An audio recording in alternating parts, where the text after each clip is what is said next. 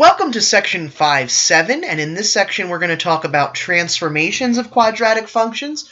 We're basically, now that we've gotten to the point where we've gotten really good with algebraically manipulating quadratic equations and quadratic functions, we're going to go back to sort of how we started the chapter and look at a little bit of more graphing and look at how to maybe graph quadratics a different way with a little bit of a shortcut, and I think you're going to like it a lot better than how we started the chapter.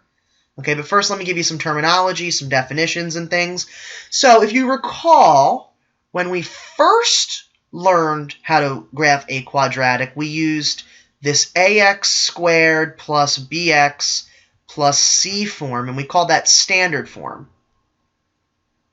Okay, in this section we're going to talk about this thing called vertex form, and here's what that looks like. That is in the form y equals, and again y can be interchanged with f of x, a times the quantity of x minus h, quantity squared, plus k. Now the vertex is going to be, the coordinates are going to have the values of h and of k. Now you have to be very careful about the inside. There's a negative in here, so you're going to always use the opposite sign of whatever's inside the parentheses to get your x coordinate, but the y coordinate will be whatever sign you see in the problem. Okay, so just remember you're going to use the opposite for h and the same sign for k, kind of like what we talked about when we were doing transformations of other functions. Okay, the axis of symmetry will be at x equals h, and the letter a, I know this looks like determines, the value of the parameter a here will determine whether the parabola opens up or down, as well as the width of the curve. Remember we said that if a is between 1 and -1, we have a wide curve, and if it's greater than 1 or less than -1, we have a narrow curve. That should be familiar to you. Remember, we did a lot of this stuff on the Inspire with some other parent functions. Basically, we're going to use that same idea. Inside number goes left and right, outside number up and down. A tells me how the graph is going to be shaped, narrow or wide.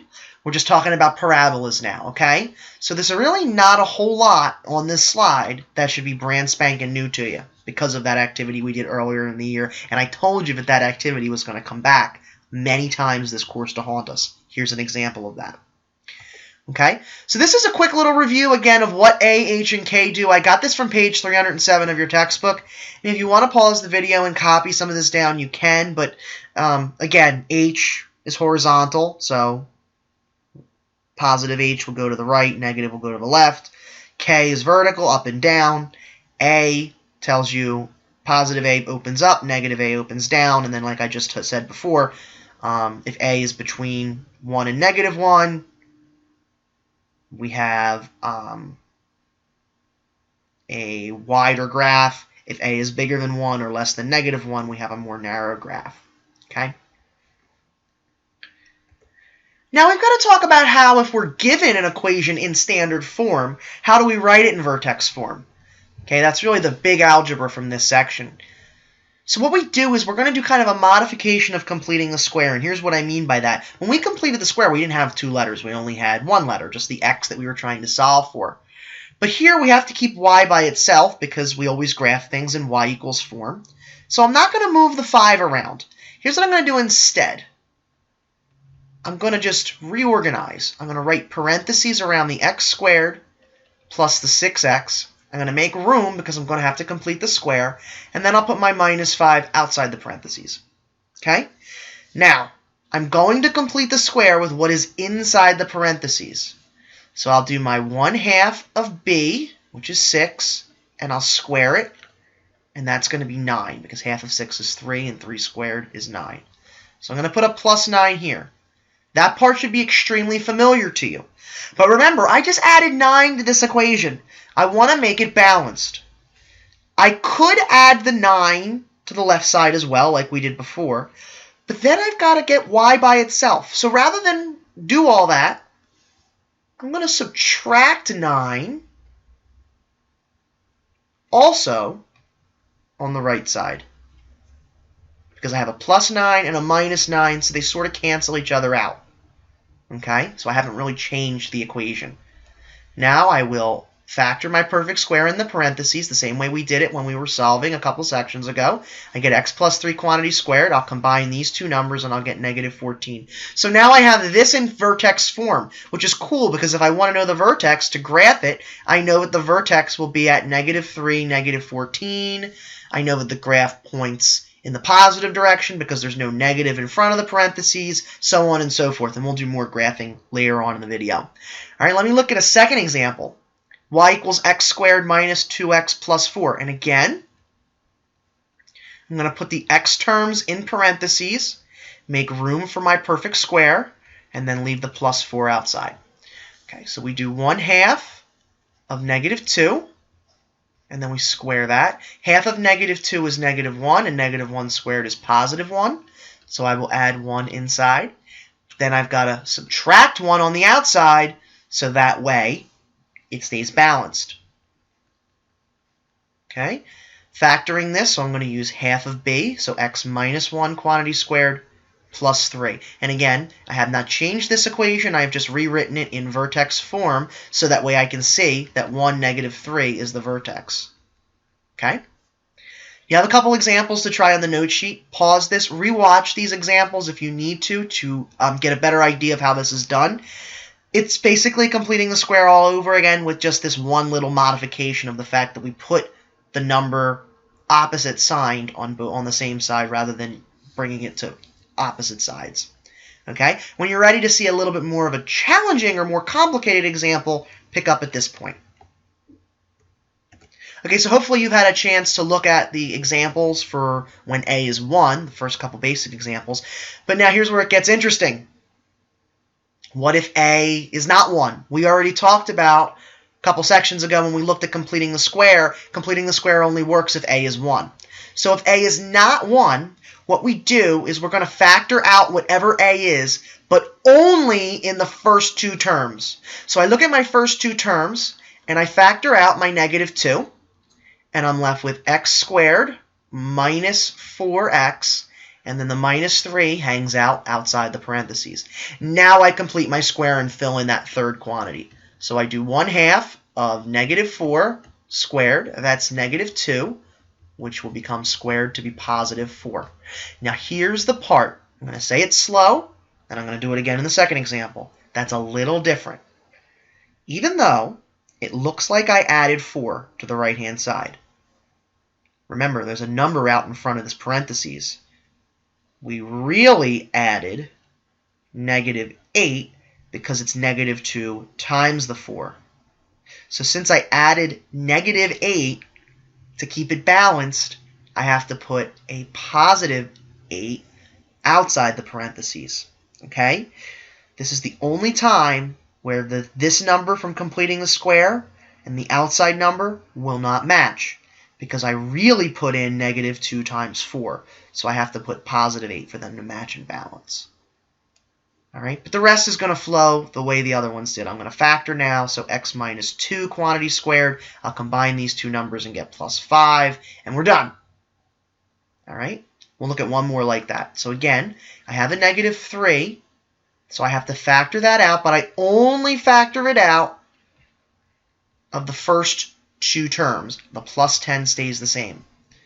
Okay, so now I will complete my square. I need to fill something in after that 6x. And the thing I fill in is 1/2 of the 6 squared, and that will be 9. So I add 9, but I didn't really add 9. I added negative 27, because positive 9 times negative 3 is negative 27. So I have to add positive 27 outside to keep it balanced. All right, I will factor. I get x plus 3 squared. I'll combine my two outside numbers, and I get 37. So that is vertex form of y equals negative 3x squared minus 18x plus 10. Okay, you have a couple examples now in the note sheet of these more complicated ones. Give them a try. I'll be happy to go over those in class, but give them a try before you move on. Okay, the last piece we need to talk about now is if we're given an equation, how we can use vertex form to graph a lot faster. Okay, I'm not going to do the I'm not going to do the negative b over 2a stuff. I'm not going to do any of that. Instead, I'm going to convert these equations to vertex form, and then I'm going to be able to know the vertex just by pulling out some numbers. All right, so for the first one, if you actually go back to your notes, we put this in vertex form already. This was the very first example I did from the video. So excuse me if I'm going to save some time and just copy it. You should already have seen that what we did was we got it to look like this, x plus 3 squared minus 14. So what that means is the vertex of this parabola is going to be at negative 3, negative 14. The axis of symmetry is going to be at x equals negative 3. And we already know the y-intercept because we were given to this in standard form. It's got to be 0, negative 5. So look, so much quicker now, I can get the equation. Okay, so let me draw my axes. Most of the key points here are going to be on the fourth quadrant. So I'm going to draw, actually it's going to be the third quadrant. So I'm going to draw my graph to be more so of the third quadrant. Got to erase a little bit, okay. Do it like that. Okay, so we've got the vertex, or the axis of symmetry is at negative 3, x equals negative 3. Our vertex is at negative 14. 1, 2, 3, 4, 5, 6, 7, 8, 9, 10, 11, 12, 13, 14 is a little bit under. My y-intercept is at 0, negative 5. There's 5. I can go 3 to the dotted line. I'll go 3 more here. I'm coming off the grid a little bit, but you can quickly be able to get a pretty nice sketch like that. Okay, let's do one more. Y equals negative 2x squared plus 4x plus 1. So again, we'll convert to vertex form. We haven't done this one already, so I'll do all the steps. There is a number in front, so I've got to factor it out of just the x terms. So I get x squared minus 2x, and I'll make room for my c. And plus 1 on the outside. So we do half of negative 2, and we square it. That's going to be plus 1. But I didn't really add 1. I added negative 2, so I've got to add positive 2 to keep it balanced. I'll factor my parentheses. I get x minus 1 quantity squared plus 3. So my vertex will be at 1, negative 3. My axis is going to be also at x equals 1.